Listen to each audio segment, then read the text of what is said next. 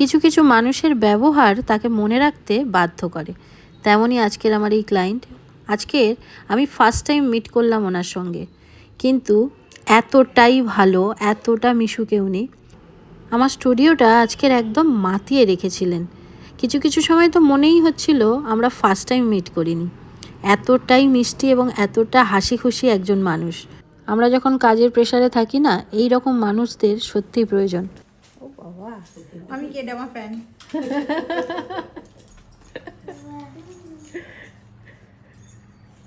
খুব মিষ্টি লাগছে। আচ্ছা, নিজেকে দেখেছেন তো?